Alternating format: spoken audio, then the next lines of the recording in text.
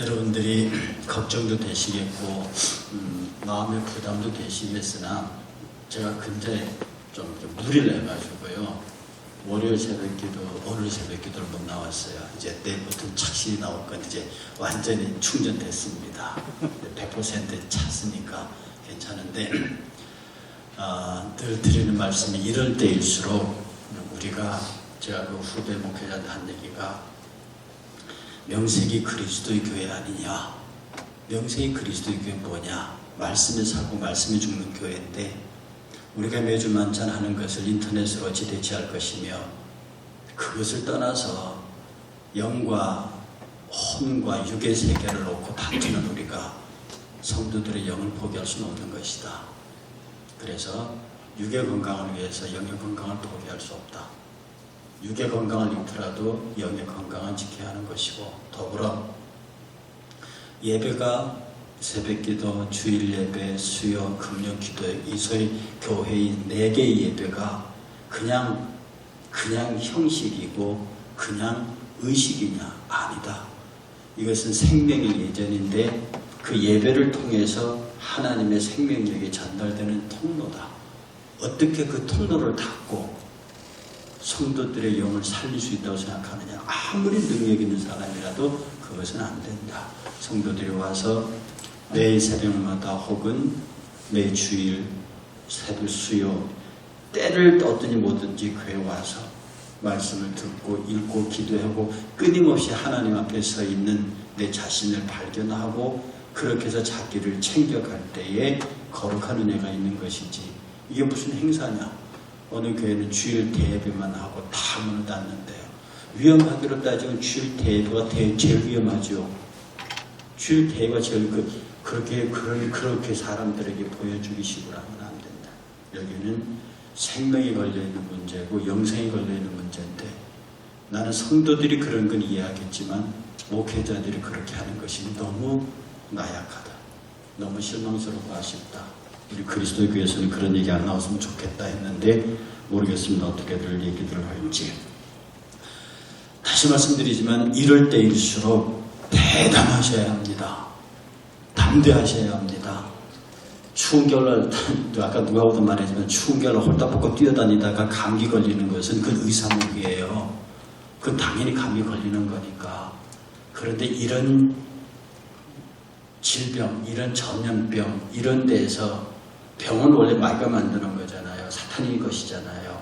이것을 가지고 우리에게 맨 먼저 던지는 것이 불안과 공포고요. 그 뒤에 이어서 던지는 것이 불신입니다. 그리고 그것을 통해서 믿음의 대열에서 이탈하게 만드는 거죠. 나가서 그리스도를 부인하게 만듭니다. 이런 현상들이 있기 때문에 이 말세가 되면 이런 현상이 온다고 그랬습니다. 곳곳 처소에 지진과 기근과 전염병과 있다고 그랬습니다. 이 말세의 하나의 당연한 징조를 앞에 놓고 이렇게 교회가 예배를 폐하는 이런 소리를 해가면서 우리의 믿음의 도를 흔들 수는 없는 겁니다. 여러분들이 더욱더 이럴 때일수록 정신 바짝 차리고 더 많이 기도하고 그렇게 하나님 앞에 일심으로 서주시면 주께서 크게 영적 어렵조로 갚으실 줄 믿습니다. 제가 한 3일 쉬었더니 아주 가뿐합니다. 역시 의사 말이 맞아요. 쉼은 사람을 회복시키는 것 맞긴 맞는 것 같습니다. 네. 감사하고요. 오늘 말씀은요.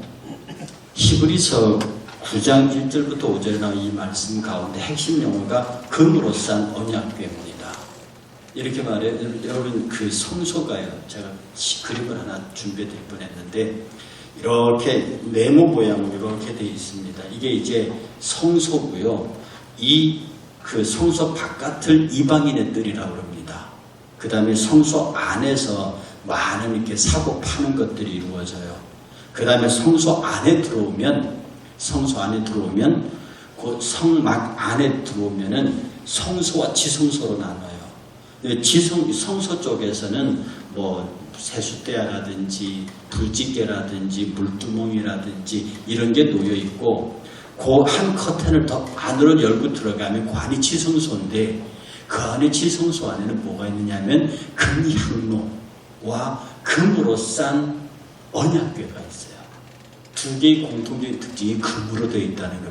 금으로 만든 향로와 금으로 싼 언약궤가 있다는 거예요. 여기에서 금으로 쌌다는 것이 일련의 상징성이 있습니다. 모든 종교의 그 종교의 기물에는 다 상징성이 있습니다. 우리 같은 경우 이 강대상도 제가 상징을 넣었다고 그랬죠. 이거 무슨 모양을 본뜬 거라고 그랬어요? 우리 강단 이거 말입니다. 대한민국에 하나밖에 없는 강단이라고 그랬거든요. 이건 쌀 주지입니다. 여기 쌀 나오는 게 저희 쌀 주지 모양으로. 그래서 저것이 말씀의 강단의 상징성을 갖습니다. 촛대가 그러하고 성물단이 그러하고 이 만찬대가 그렇습니다. 모든 그 성물의 어떤 의미를 주는 그 신성화되면 그게 영매주의가 되어버립니다. 영매는 아닙니다. 영매는 거기에 거룩한 신성이 들어가 있다라고 하는 샤머니즘이고, 우리의 상징은 십자가는 무엇을 상징하고 이둑수는 무엇을 상징하고 라고 하는 상징, 교육적인 의미를 가진 것이 소위 말해 종교적인 상징입니다. 근데 금이라고 하는 것은 금보다 더 귀하다, 금 같은 믿음 이렇게 얘기를 하잖아요. 금은 불변성, 가치와 불변성 이런 것들이 금의 생명입니다. 그리고 금은 참 무한히 늘어나고 많은 것들을 만들며 가장 소중한 일에는 금이 반드시 들어가야 한다. 여러분 들고 있는 핸드폰에도 금이 많이 들어가 있대요. 그래서 핸드폰에 금만 뽑는 사람도 있다고 합니다. 어쨌든 이 금이라고 하는 것은 불변성, 고가치 이런 것들로 인해서 결혼한 사람들이 결혼 반지를 주고받는 것도 그 금이 갖고 있는 상징 때문에 그렇고요. 그래서 우리에게 금보다도 귀한 신앙을, 우리의 신앙이 금 같은 신앙이다. 그래서 옛날에 부흥사들이 막 유행할 때 이 앞자리는 금자리요, 중간자리는 은자리요, 저 뒷자리는 동자리다 그래가지고 나이 많은 권사님들이 앞자리 놓고 싸우다가 막 그런 경우도 있어요. 이렇게 금이라고 하는 것이 일반적으로 좋은, 금 얘기 들으면 기분 좋은 그런 흐름을 갖고 있는 것인데, 저와 여러분들이 금 같은 신앙의 소유자가 되기 위해서 우리는 부단히 노력해야 합니다. 금은 값이 있다고 그랬죠. 금은 변하지 않는다고 그러죠. 우리는 예수 그리스도의 신앙인으로서의 품격을 가져야 합니다. 일본에는 크리스찬이 지금 2.2%가 조금 넘었다고 합니다. 그런데 지금 일본에서 크리스찬이 하는 말이면 무조건 예스한답니다. 왜냐하면 그 사람들은 그 일본 사회 속에서 금 같은 존재로 대접받고 있다는 뜻이죠. 3.1운동 곧 다가옵니다. 3.1운동이 일어날 당시에 한국 기독교는 역시 2.6%밖에 안 됐지만 전체 민족운동, 독립운동을 이끌고 당시의 지적사회들을 이끌고 가던 주력이었습니다. 그 당시 크리스찬들은 죽으면 죽을지라도 그들의 신앙의 정도를 지킨다고 해서 당시 조선 백성들의 존경을 받았습니다. 이것이 금 같은 신앙을 갖고 있는 사람들의 자기가치입니다. 자기가치입니다. 제가 언젠가 여러분에게 10,000원짜리를 한번 구긴 적이 있습니다. 설교할 적에요.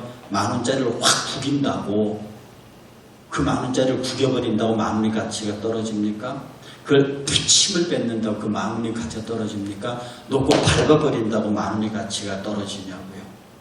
그 10,000원의 가치는 구겨주고 밟히고 침뱉음을 받아도 10,000원의 가치는 변하지 않는 겁니다. 우리 그리스도인들이 비록 밟히고 찢기고 침뱉음을 당해도 우리가 그리스도라는 가치는 변하지 않는 거거든요. 이러한 담대함에 서서 세상 사람들이 누가 보러도 쟤는 예수쟁이다 라고 하는 인식이 꽉 박히면서 그런 담대함을 만인들에게 보여줄 수 있는 그런, 저는 우리 두 집사님의 가정이 그러하기를 특별히 주의 이름으로 축복합니다. 네. 금보다도 귀한 가정이요. 이 금보다도 귀한, 그래서 정말 금보다도 귀한 우리들의 신앙의 모습을 보고 우리 일산교회가 주변의 교회들에게 다른 교회는 몰라도 저 교회는 교회다, 진짜 교회다라는 소리를 들을 수 있기를 위해서 우리는 믿음의 선한 싸움을 잘 싸우면서 금 같은 신앙을 지켜가야 하는 겁니다. 여기서 금 언약궤를 열어봅니다. 그 언약궤 안에 뭐가 들었다고요? 언약궤 안에 뭐가 들었거든? 제일 중요한 것부터. 제일 중요한 것이 10계명 돌판이 들었습니다. 그 다음에 뭐가 들었나요? 아론의 쌍난 지팡이, 그 다음에 금향로가 있고 그 안에 뭐가 있다고요? 금항아리가 있고 그 안에 뭐가 있다고요? 만나가 있습니다. 이 세 가지가 그 안에 들어가 있어요. 그런데 실제로 성경에 보면, 구약에 가서 보면 언약궤 안에는 돌판만 있습니다. 그리고 그 돌판 앞에 금항아리가 있고 거기에 만나가 있고 아론의 쌍난 지팡이 그 앞에 있다고 되어 있어요. 그래서 왜 이게 다 세 개가 안에 들어갔다고 히브리서가 얘기했는지 그거는 앞뒤가 안 맞는 잘 모르겠습니다. 히브리서 기자도 그렇고 구약, 신구약의 모든 이 유대 랍비들과 성경학자들을 그대로 줬으니 그걸 그대로 받긴 봤는데 분명히 성경에 보면 그 금 언약궤 앞에 만나 담긴 금항아리와 아론의 쌍난 지팡이가 앞에 있다고 그랬어요. 근데 히브리서 기자는 이거 안에 있다고 그랬거든요. 그러니까 지금은 히브리서 기자의 이야기를 따라서, 바울의 이야기를 따라서 안에 세 개가 있다고 전제하는 게 좋습니다. 그게 나중에 추가됐든지 어떻게 됐든지 지금 바울은 그 안에 세 개가 있다고 얘기를 하니까. 최초에 성경이 기록된 그 얘기를 할 때는 앞에 있었는데 수많은 과정을 거쳐서 어떤 역사적인 사건이나 변화를 거쳐서 바울 시대에도 그게 안에 들어가 있었다고 보는 거죠. 바울이 그랬다고 말하니까. 바울은 율법에 능한 자입니다. 그리고 히브리 전통에 강한 사람이고 특히 이 언약궤에 목숨 건 사람인데 그 안의 내용을 모른다고 할 수는 없어요. 안에 세 개가 들어가 있습니다. 첫째 들어가 있는 내용이 뭐냐면 그 안에 주어진 하나님의 법이 들어가 있습니다. 이 금으로 산 언약궤 안에 맨 먼저 들어가 있는 것이 뭐냐면 말씀이 들어가 있어요. 이 금으로 산 언약궤의 복이라고 하는 것은 세 가지 복이 안에 들어가 있는 세 가지가 그 복을 드러내주는 겁니다. 처음 말씀이 있어요. 이 말씀이 성도들에게서 가장 큰 복임을 아는 것. 이것이 금으로 대표되어지는 하나님의 사랑의 증표라고 하는 것을 아는 것. 내가 말씀을 가졌잖아요. 그런데 이 말씀 잠깐 하기 전에 이 궤를 언약궤라고 그랬어요. 언약궤. 지금 이만희 씨가 그 설교하는 강대상 앞에 딱 세 글자가 써져 있는데 그게 뭔 줄 압니까? TV 뉴스 종종 본 사람은 볼 텐데요. 그 이만희 씨 강대상 앞에 큰 글자로 세 글자가 딱 써져 있습니다. 새 언약입니다. 이게 이단들이요. 지금 이만희 씨의 원조가 누구냐면 박태선입니다. 이 전도관 박태선인데 이 박태선을 따라서 한 10년 동안 따라다녔어요. 그러니 박태선에서 배운 게 많아요. 그러니까 지금 하고 있는 저 짓거리가 아주 박태선하고 유사한데 박태선에서 나온 증거 장막의 또한 분파거든요. 그러니까 이 우리나라의 모든 이단들의 사실적 원조가 박태선입니다. 통일교도 거기에 연관이 되어 있습니다. 박옥수 구원파 다 거기에 연결되어 있고요. 그래서 그 사람들의 이단들의 특징 가운데 하나가 뭐냐면 새 언약이라는 말을 굉장히 많이 했어요. 그런데 여러분 언약이라는 말이 엄청나게 중요합니다. 구약에 언약이 있었고요. 우리에게 새 언약이 주어졌어요. 구약의 언약은 지금 말하는 십계명을 포함하는 구약이고요. 우리에게 주어진 새 약속, 새 언약은 신약은 예수 그리스도입니다. 그래서 우리가 그 예수 그리스도를 붙잡고 있는 사람과 그렇지 않는 사람의 차이는 커요. 예수 그리스도를 붙잡고 있다는 말이 뭐냐면 예수를 믿는다는 말이거든요. 그래서 약속을 가진 자와 약속을 갖지 않는 자, 이것은 엄청난 차이가 있습니다. 여러분들이 어떤 일을 할 때도요, 누가 나에게 컨트랙을 딱 계약을 했어요. 그럼 내가 그 계약서를 딱 쥐고 있잖아요. 그러면 그 사람이 움직이는 것과 일하는 게 달라요. 왜? 내 뒤에 강력한 백가운, 내 지금 하고 있는 일을 보증해 줄 수 있는 계약서를 내가 쥐고 있다는 거란 말입니다. 내가 아버지가 무엇이든지 내가 밀어주겠다 이렇게 말하는 아버지를 둔 사람과 네가 알아서 해라라고 일하는 사람은 또 다른 거예요. 그래서 우리가 언약을 붙잡고 기도한다고 하는 것, 언약을 붙잡고 산다고 하는 건 그 그리스도인이 예수 그리스도를 믿는 믿음의 강도와 더불어서 굉장히 액티브하고 동시에 나이스할 뿐만 아니라 아주 명랑하고 유쾌하게 신앙생활을 합니다. 왜? 언약을 붙잡고 있기 때문입니다. 언약을 붙잡고 있다, 예수 그리스도를 붙잡고 있다, 믿음으로 산다 이 말이거든요. 그 믿음의 내용을 열고 들어가 보면 오늘 이 첫 번째가 말씀의 내용입니다. 하나님의 말씀은 살았고 운동력이 있어 좌우에 나서는 어떤 것보다도 예리하여서요. 이 말씀을 붙잡고 있는 자는 패배할 줄 모릅니다. 이 말씀을 붙잡고 있는 자가 패배할 수 없는 것은 이 말씀 자체가 승리자이기 때문입니다. 말씀 자체가 한 번도 패할 수 없고 말씀은 이길 수가 있는 자가 없습니다. 이 말씀은 하나님의 입에서 나오는 검이라고 그랬어요. 이검과 싸워서 이길 수 있는 사람은 없다고요. 그래서 이 기록된 말씀이 우리에게 주어져 있어요. 그 말씀이 성육신 돼서 다시 승천하시고 다시 우리에게 문자로 와 계십니다. 이 말씀이 우리 안에 전적으로 존재함으로 인해서 이 말씀이 우리에게서 약속이 되고 이 말씀이 내가 모든 행동하는 근거에 기반이 된다 이 말입니다. 그 여러분들이 무엇을 하든지 어떻게 하든지 꼭 이 말씀에 준하여 행동하면 실패하지 않습니다. 패하는 것 같으나 패하지 않고요. 망하는 것 같으나 망하지 않고요. 안 될 것 같으나 되는 것이 이 말씀에 의존하는 삶의 모양입니다. 이때까지 예수 그리스도 앞에 서 있는 사람들이 링컨의 예를 들어보면요. 링컨은 사람이 약간 모자르는 바보였습니다. 스타튼이라고 하는 국방장관, 육군장관이죠. 그 사람이 자기가 장관과 대통령 보고도 저 참 모자르는 사람이다라고 얘기하니까 어떤 참모가 가서 일러줬죠. 저 육군 장관이 당신 보고 모자르는 사람이라고 한다고. 그랬더니 그냥 고개를 끄덕끄덕 하면서 그 사람 말이 옳을 거야. 왜? 그 사람은 항상 옳으니까. 항상 옳기 때문에 그 사람을 그 자리에 앉혔다는 거거든요. 이 스타크는 원래 철저한 반링컨주의자였습니다. 그런데 대통령이 당선되면서 모든 사람의 반대를 무릅쓰고 그 자리에 앉혔거든요. 링컨이 조각한 그 정부의 그 내각은요, 자기를 반대하는 사람들로 가득 차 있었습니다.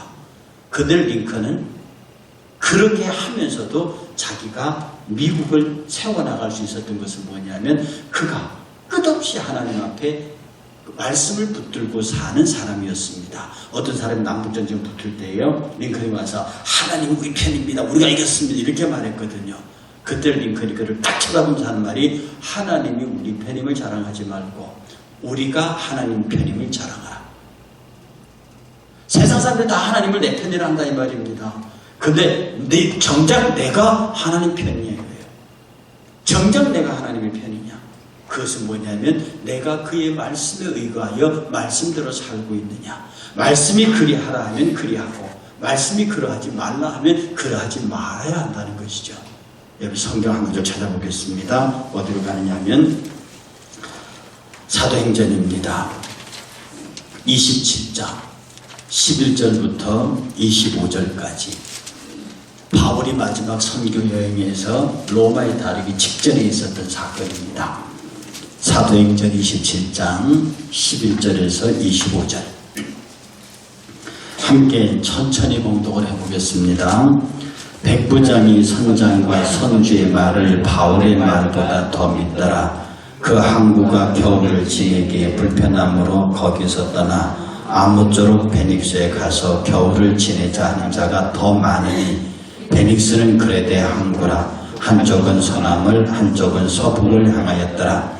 남풍이 순하게 불매 그들이 뜻을 이룬 줄 알고 닷을 감아 그레데 해변을 끼고 항해하더니 얼마 안 되어 섬 가운데로 유라굴라라 광풍이 크게 일어나니 배가 밀려 바람을 맞추어 갈 수 없어 가는 대로 두고 쫓겨가다가 가우다라는 작은 섬 아래로 지나 간신히 거루를 잡아 끌어올리고 줄을 가지고 선체를 둘러감고 스루티스에 걸릴까 두려워하여 연장을 내리고 그냥 쫓겨가더니 우리가 풍랑으로 심히 애쓰다가 이튿날 사공들이 짐을 바다에 풀어버리고 사흘째 되는 날에 배의 기구를 그들이 손으로 내버리니라. 여러 날 동안 해도 별도 보이지 아니하고 큰 풍랑이 그대로 있음에 구원의 여망마저 없어졌더라. 여러 사람이 오래 먹지 못하였음에 바울이 가운데 서서 말하되 여러분이여 내 말을 듣고 글에 대해서 떠나지 아니하여 이 타격과 손상을 면하였더라면 좋을 뻔하였느니라. 내가 너희를 권하노니 이제는 안심하라. 너희 중 아무도 생명에는 아무런 손상이 없겠고 오직 백분이리라. 내가 속한 바 곧 내가 섬기는 하나님의 사자가 어젯밤에 내 곁에 서서 말하되 바울아 두려워하지 말라. 내가 가이사 앞에 서야 하겠고 또 하나님께서 너와 함께 항해하는 자를 다 내게 주셨다 하셨으니 그러므로 여러분이여 안심하라. 나는 내게 말씀하신 그대로 되리라고 하나님을 믿노라. 아멘. 이것은 굉장히 유명한 사건입니다. 바울이 죄수의 몸이에요. 그래서 이 백부장이 바울을 로마까지 호송할 책임을 갖고 있습니다. 배를 타고 가는 거죠. 그런데 바울은 떠나지 말고 여기서 겨울을 지내고 가자고 말합니다. 그러나 선주와 선장은 말하기를 그럴 필요가 없다. 이때는 태풍이 불거나 그럴 시절이 아니니까 가자. 그렇게 선주와 선장이 말을 하니까 이 백부장이 바울의 말보다 그들의 말을 더 믿었습니다. 이것은 선장과 선주는 항해 전문가들이죠. 바울은 항해 전문가가 아닙니다. 그런데 바울은 하나님의 말씀에 붙들린 사람이에요. 가지 말자 했거든요. 그런데 백부장이 선장과 선주의 말을 더 듣습니다. 여러분, 세상은 말입니다. 하나님의 말씀보다 전문가들의 말을 더 믿습니다. 왜? 전문가니까. 그리고 전문가니까 믿어야죠. 그런데 가끔 우리가 어떤 일을 볼 때에 제일 믿지 못할 사람들이 전문가라는 거 아십니까? 옛날에 미국의 어떤 대통령이 이 경제학자는 그 양손잡이가 없다고 그랬죠. 경제학이 그런 말이, 경영학 그런 말이 있대요. 이 경제에 양손잡이가 없다고. 요렇게 하시면 됩니다. 근데 요렇게 하시면 요런 부작용이 있어요. 요렇게 하시면 요런 부작용이 있어요. 그러니까 미국 대통령이 화가 나니까 야, 양팔제비 경제학자 데려와라. 아, 좀 되는 거 얘기야. 요렇게 하면 이게 안 된다. 이거 하면 이거 안 된다. 나보고 어떻게 하려는 거냐. 이게 경제학이에요. 이게 경영학이에요. 세상의 전문가들을 토론하는 거 안 보십니까? 이 사람은 이렇다고 저 사람은 저렇다고. 그 모든 얘기를 듣는 우리는 그 우리가 겉으로 보고 판단하래요. 아니 전문가들이 듣고도 싸우는 얘기를 우리가 어떻게 그걸 듣고 판단합니까? 그래서 이 세상은 전문가들 끌고 가지만 전문가들이 망하게 하는 세상입니다. 저도 학교에서 오래 있어봤지만 이 신학이라는 것이요 사람 죽이는 학문입니다. 이렇게 다루고 저렇게 다루고 어떻게 제가 공부를 두 군데서 했잖아요. 신학을. 하나는 우리 학교 졸업한 다음에 개혁신학연구원이라고 하는 우리나라 보수 중에 보수에서 공부를 했습니다. 또 하나는 연세대학이라고 하는 진보 중에 진보에서 공부를 했다고요. 문제는 뭐냐면 두 학교의 책이 하나도 같지 않습니다. 같은 신학을 하는데 같은 조직 신학을 하는데 교과서가 완전히 달라요. 그리고 이쪽 보수 쪽에서 이렇게 치는 칼빈, 에페, 브루스 이런 사람들은요 여기서 이렇게 떠올리는데 연대 쪽에서는 성경 공부하는 사람으로 취급합니다.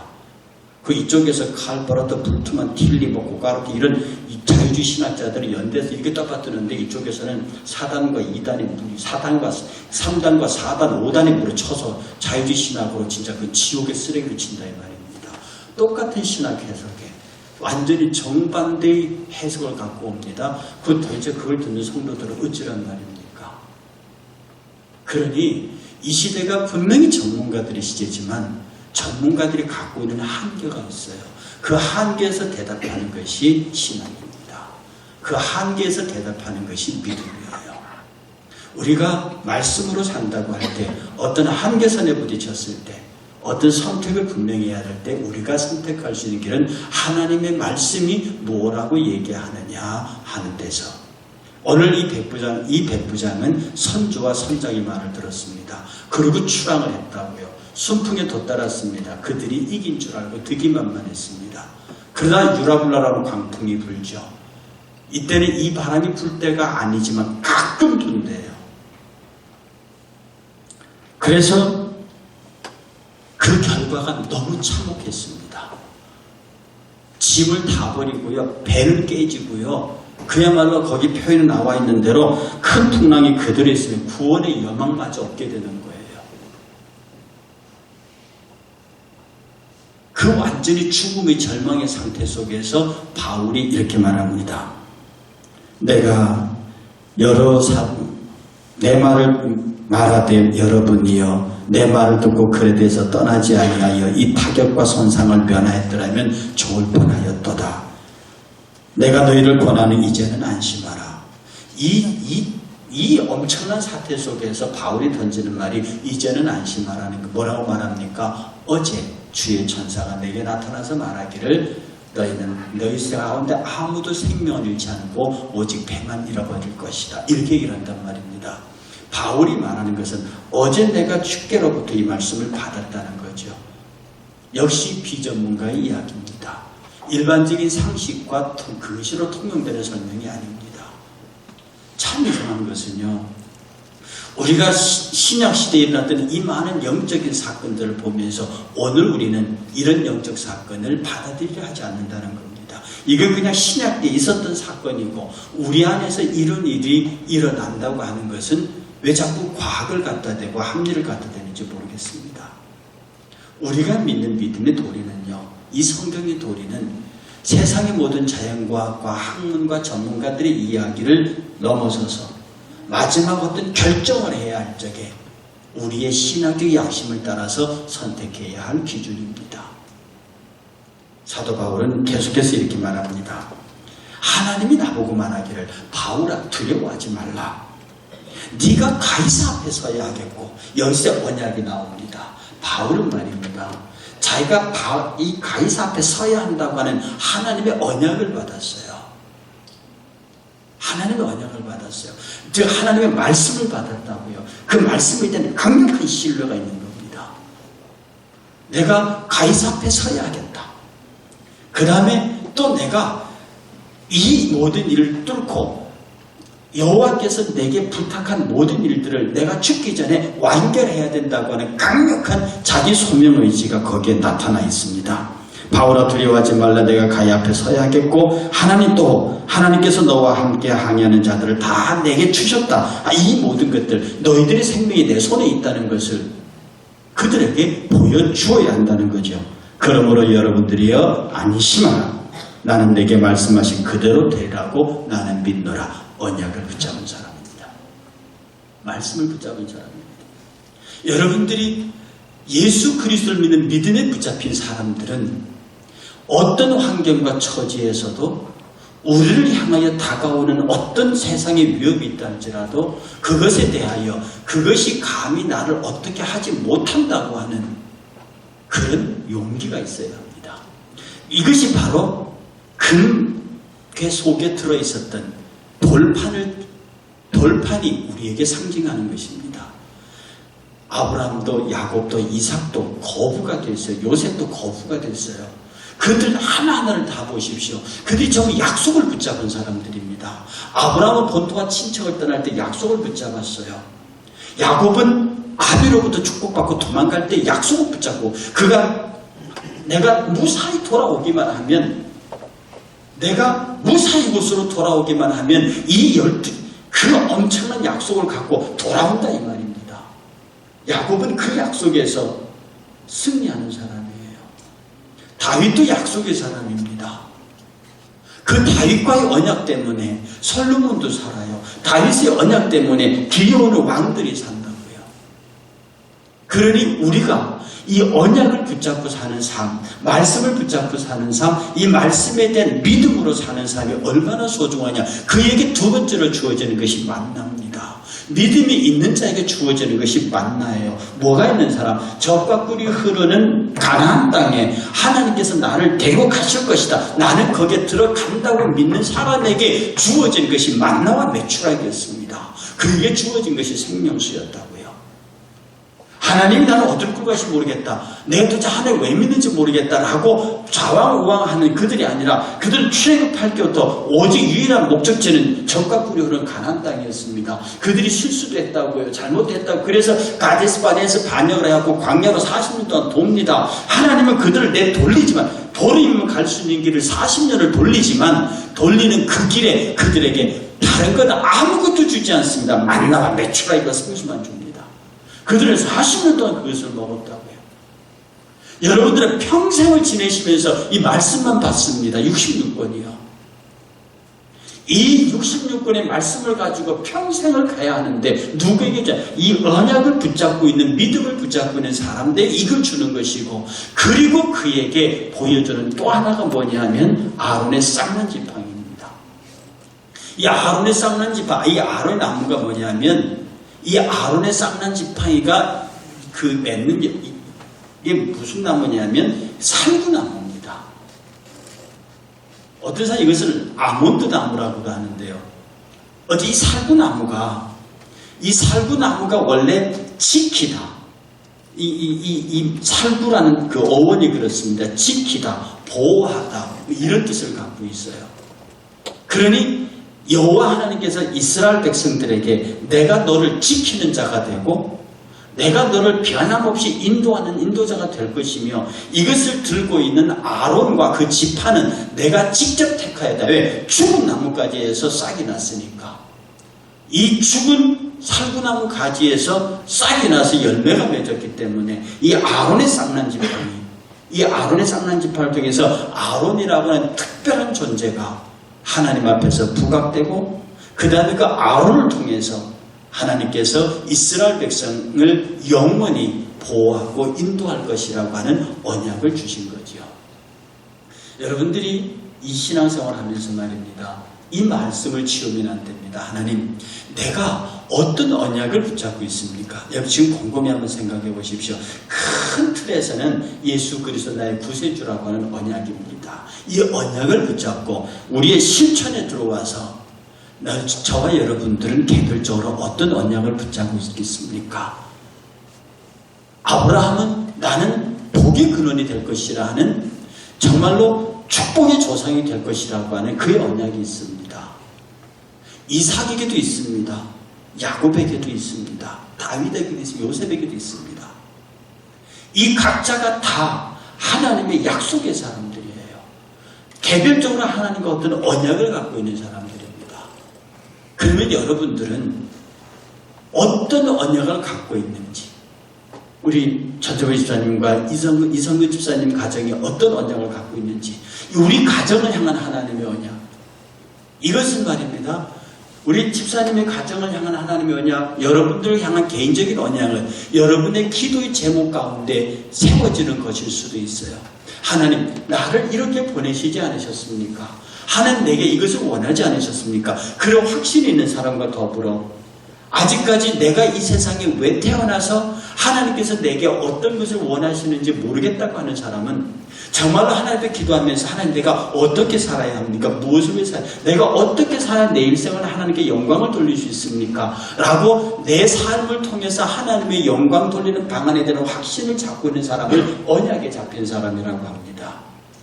그래 여러분들 그냥 맹목적으로 교회 오고 맹목적으로 예배드리고 맹목적으로 교제하는 것이 아니라 내가 지금 어떤 언약을 붙잡고 기도하는가 내가 예수 그리스도 믿는 나의 구세주라는 큰 믿음의 언약에 서서 나와 하나님과의 1대1의 관계 속에서 하나님이 나를 향하신 계획이 무엇인가 이것을 붙잡고 기도하는 사람은 약속한데 실패하지 않습니다.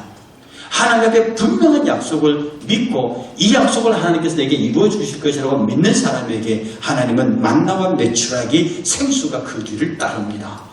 그 약속의 말씀을 붙잡고 있는 사람에게 아론의 쌍난 지팡이 살구나무 지팡이처럼 늘 우리를 지키시고 보호하시고 불변하는 하나님의 레위 지파의 권세가 우리를 지킨다는 것입니다. 이것이 금으로 싼 언약궤가 우리에게 주는 메시지입니다.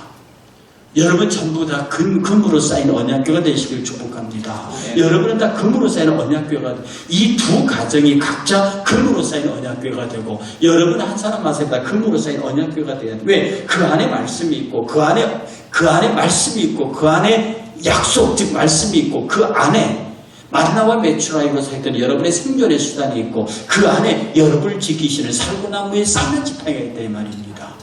이것을 생각할 때에 하나님, 내가 지성소가 되게 하십시오. 구약에서는 성소를 열고 들어가는 지성소였지만 이제는 우리 자체가 내가 주께서 거하시는 내가 성전이란 말입니다. 내가 지성소예요. 그럼 네 지성소 안에 이 세 가지를 품을 수 있게 하십시오. 내게 언약을 품게 하시고. 그리 여러분들이 만약에 하나님, 나를 향한 하나님의 언약은 뭐예요? 내게 주신 언약은 무엇입니까? 내게 구원의 큰 언약을 주시고 그 다음에 나와 일대일로 내게 주시는 나의 인생에 주시는 하나님의 언약이 뭡니까? 이것을 일찍 발견하면 일찍 발견할수록 일하러 나갔다 아침에 일거를 얻어버린 일품꾼 것 같습니다. 저녁 5시에 땡 하고 일을 얻은 사람도 싹은 똑같지만 그 사람들의 차이는 뭔데요? 성경에는 아침에 온 사람들이 왜 일을 우린 적게 주냐고 불편한다고 주인이 막 나무라는 게 있습니다. 그 주인이 나무라는 틈새에 무슨 대답이냐? 야, 넌 아침부터 와서 하루 종일 편안했잖아. 근데 이 사람은 5시까지 일을 못 빼가지고 동동동동 거렸어. 그 불안과 초조의 일생을 살다가 막판에 구원받은 케이스. 그걸 네가 부러워하느냐 이 말입니다.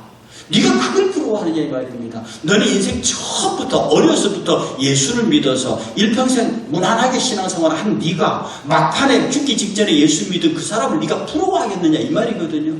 그러니까 우리가 일찍 하나님의 언약을 알아서요. 나를 향한 하나님의 계획은 뭐다? 하나님이 나를 통해서 어떤 영광을 받으시기 원하신다. 이게 딱 여러분의 믿음 가운데 세팅되는 순간에 그 여러분의 믿음이 이루어지기를 위하여 하나님은 만나를 공급하시고 하나님은 살구나무 지팡이를 통해서 저와 여러분들을 지키십니다.